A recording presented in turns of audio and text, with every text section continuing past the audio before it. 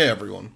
Today I'm bringing you what I've been jokingly referring to as the low IQ Wander, an extremely budget version of an otherwise very expensive Int-Stacking Wander build. A couple of nights ago, chat voted overwhelmingly for this, and I have to say this has been probably the toughest build to make on a budget so far. But before I get into how it's built, I want to give the disclaimer that this is probably more of a showcase than a guide. This build is functional and it does all the content in the game, and I've even attached gameplay footage at the end so you can check it out and see one of many Deathless Cirrus skills, including other things. But that all said, I don't really know that I'd recommend this build to you guys unless you really want to try Int-Stacking out, and don't have the 50 to 100x that you'd otherwise need to make this a smooth experience. I usually attach a spreadsheet document to the description of these videos, but today I'm only going to be attaching my POB. I'm just not very super enthusiastic about how this one turned out, and I was even debating not making this video at all. But in the end, I decided to make it for science since a bunch of you have been asking questions about it. So, with that all said, let's get right into it. So to start off with, we'll just go through the tree and I'll show you what I'm doing here. There's nothing really special going on. You have the Thread of Hope taking all the usual nodes that most Int-Stackers take. Arcane Focus, Deep Wisdom, Harrier down here, Coordination, and then one important thing I've had to add is Blood Siphon, simply to hit my attribute requirements, since I was very pressed on those. We're running a Wrath Pen Watcher's Eye, nothing special going on here, and then a Transcendent Flesh, which a lot of other Int-Stackers aren't using, but that we're using it because we really need the extra damage. We've taken the Tranquility Anoint, which pretty much every other Int-Stacker takes, and the rest of the tree's pretty standard. We've gone with our shield cluster, and part of the reason why is because Martial Prowess is capping our accuracy, while Veteran Defender is giving us the last lot of attributes that we need for our dex and strength requirements. It's also giving us the elemental resistances that we need to hit res cap. I've used crit medium clusters reused from my early hit, although I've included them as part of the budget, and so, you know, I've priced them accordingly.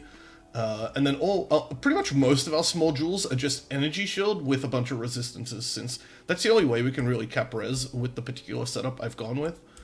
We're taking Heart of Thunder, and not a lot of people take that, but we kind of are because we don't have enough room to go for a second large cluster given all the other stuff we have to take on the tree. We're taking Whispers of Doom since we're running a conductivity on hit ring in conjunction with Sniper's Mark. Chaos Inoculation, which is pretty standard. Ghost Reaver is pretty standard. And then we're taking all the power charge stuff available to us. Okay, and moving on to the gear, we've simply taken an Awakener Slimed, added lightning damage to attacks with this weapon per 10 intelligence, and slimed it with 1% increased spell damage per 16 intelligence. So this is just a very standard wand that you see. We didn't really hit anything else good, except for the fact that we hit tier 3 fire resistance, which is very useful in helping to cap our res. I've crafted crit strike chance onto it because we already get a lot of attack speed externally, but we're lacking in crit, and this is basically local crit, so it's increasing our base crit chance up to 8.68. Very, very valuable compared to regular increased crit chance. So with the ring, the first ring, we've gone with a % increased intelligence ring. We went with the corrupted rings since the synthesized rings with this are very, very expensive, although that would have allowed us to roll the rings and get actually good stats on it. I just went with one that was giving me accuracy and int in conjunction with all res, which was pretty efficient and very, very cheap for what it was giving me. So this is the ring that I just showed off. I've gone with this one because we're getting conductivity on hit, we're getting resistance out of it, and then we're also getting some int, and I've crafted on max energy shield. For our boots, we went with Replica Inya's Epiphany. Basically, we're just taking this for the increased intelligence and the increased damage per power charge. I don't know that this is the most ideal option, but it's probably the most ideal option given the budget that we're working with. For our gloves, we're not running Awakener Slammed gloves, we're simply just running Shaper gloves with Socketed Gems supported by level 18 slow projectiles, and that turns our Kinetic Blast into a 5-link, which makes it a little easier to clear with. For our helm, we're running a Crown of Eyes with Power Siphon fires 2 additional projectiles as an enchant.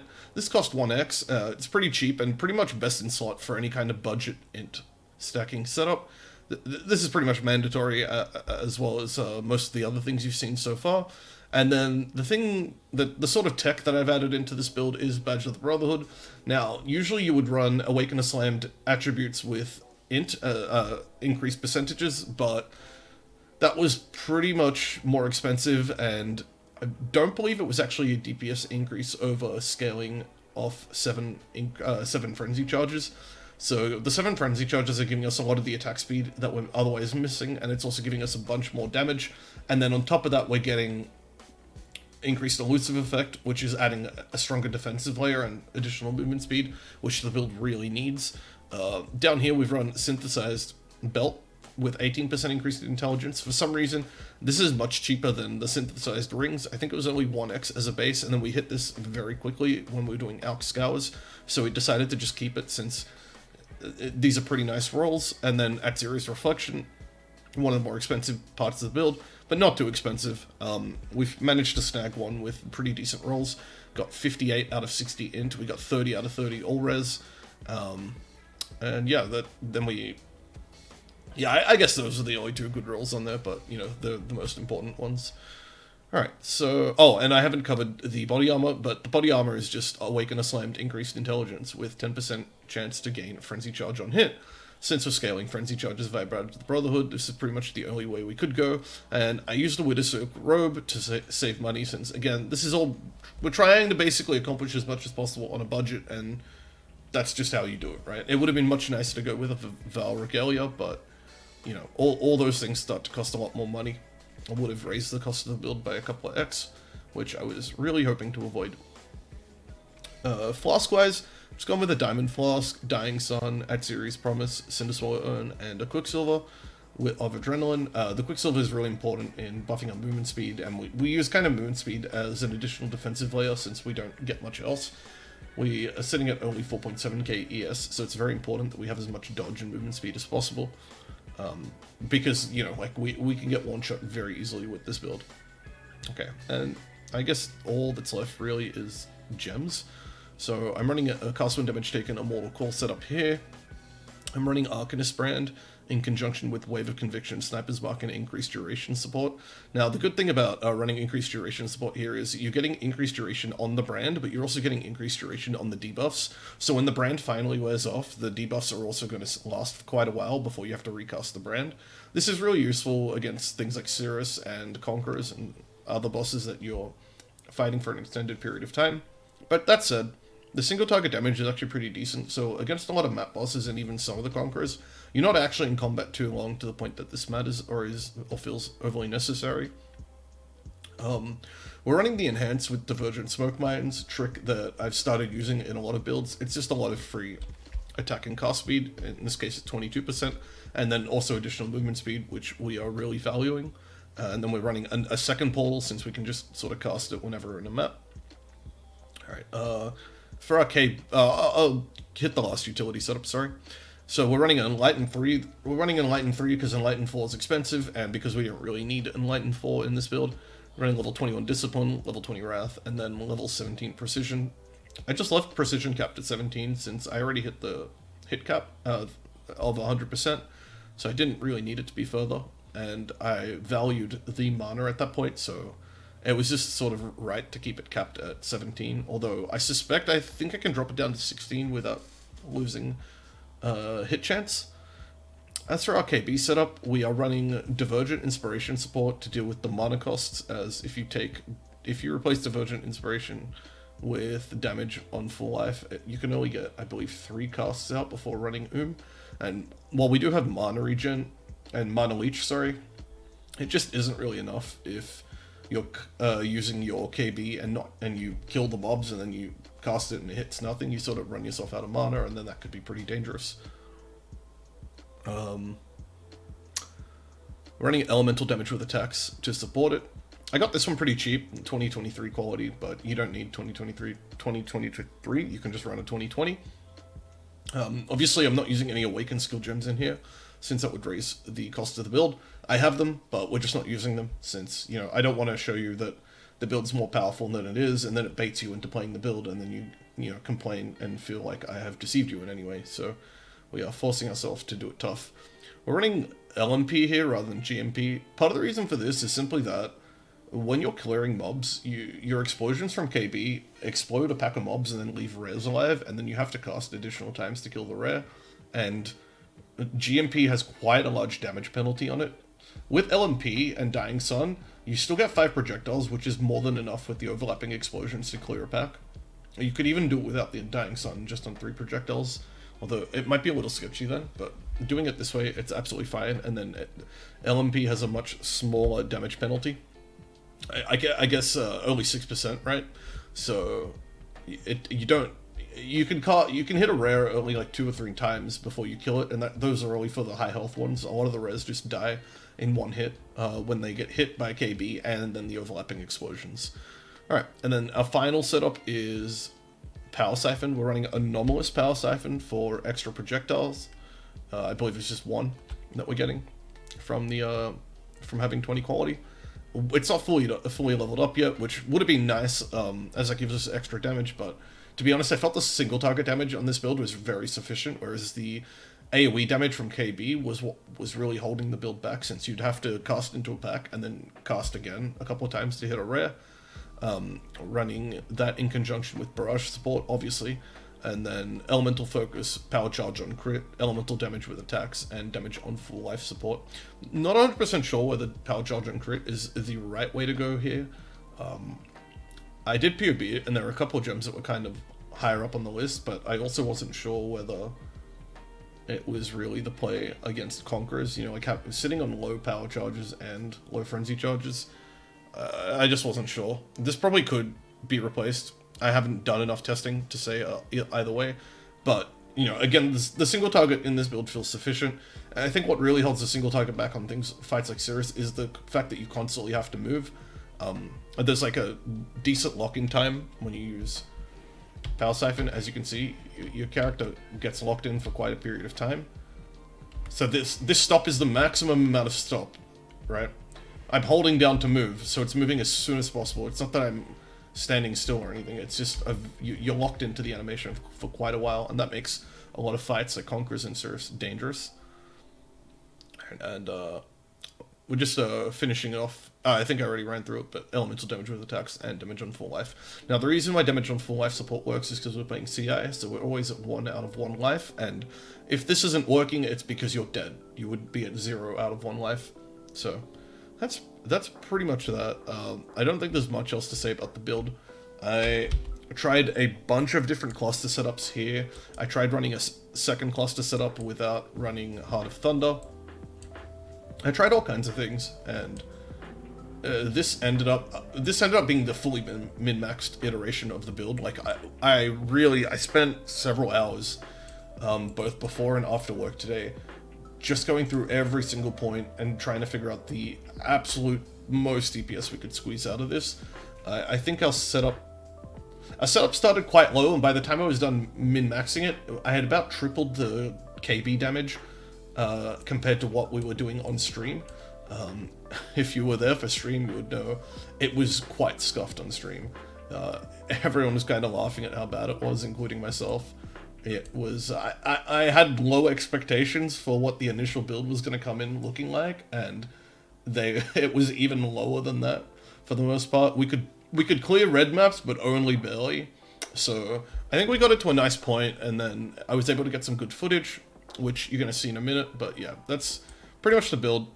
If you're interested in knowing how the build plays, quite simply, you clear with your KB like this, and you'll get overlapping explosions whenever the KB hits enemies or hits a wall. That makes KB really good in closed-in maps. This build actually really excels in closed-in maps compared to wide-open maps, where a lot of, you know, like attack like bow builds tend to excel in wide-open maps. This one doesn't. This build likes closed-in maps because you get extra explosions. When you get to bosses, you simply power siphon them to death, and you want to cast Arcanist Brand onto the boss. That's going to greatly increase your damage via applying Sniper's Mark and Wave of Conviction. Other than that, we're just using Smoke Mine as a movement utility, and that's pretty much the entire build. So, thanks a lot for watching. Hit me up on stream if you want to vote on my next build. I don't know that I'm going to be doing another budget build for a little bit. As much fun as this was, it does seem apparent that it's not worth forcing these builds out. You know, some builds are expensive for a reason, and whilst it was impressive we made a functional character that could do Deathless Cirrus and whatnot on the budget that we have, I don't know that I would recommend it, and I don't know that I want to make a habit of taking all these like really high expense builds and doing them at such an extreme budget to the point that they just feel outright uncomfortable to play.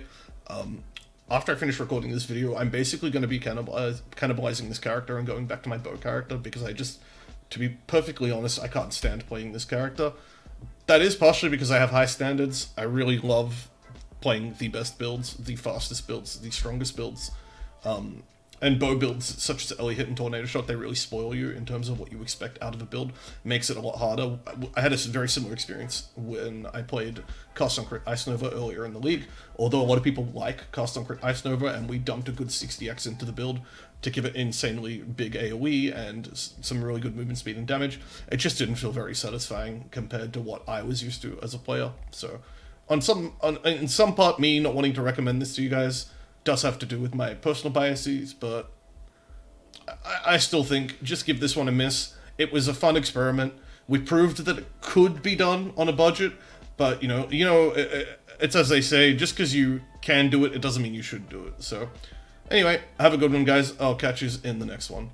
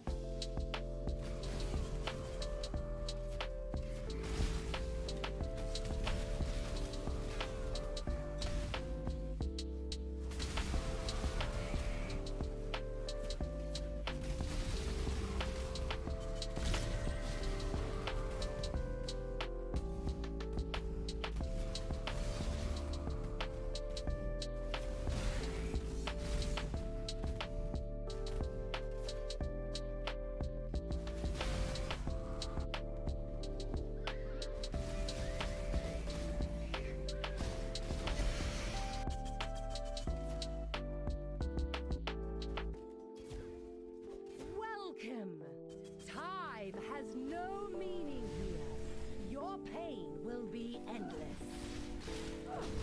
Away we go! I shall free you! Loser!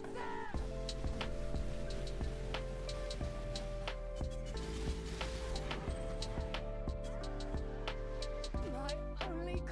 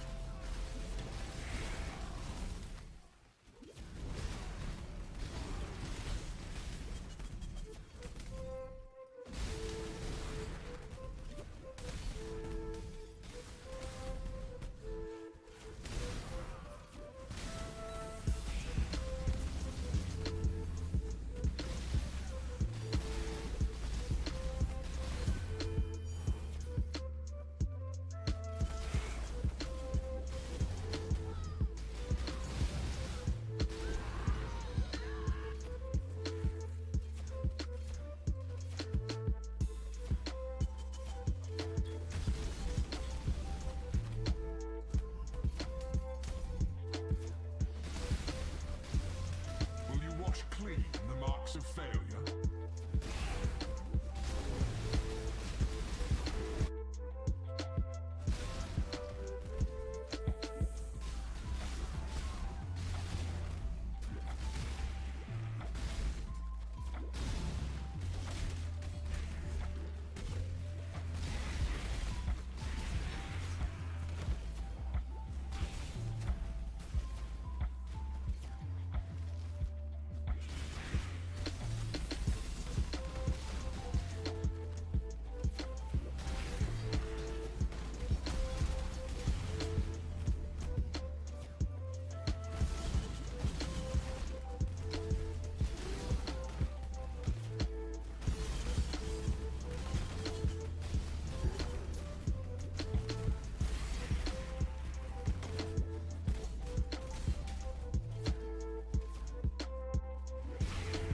Will this be a second loss in a row?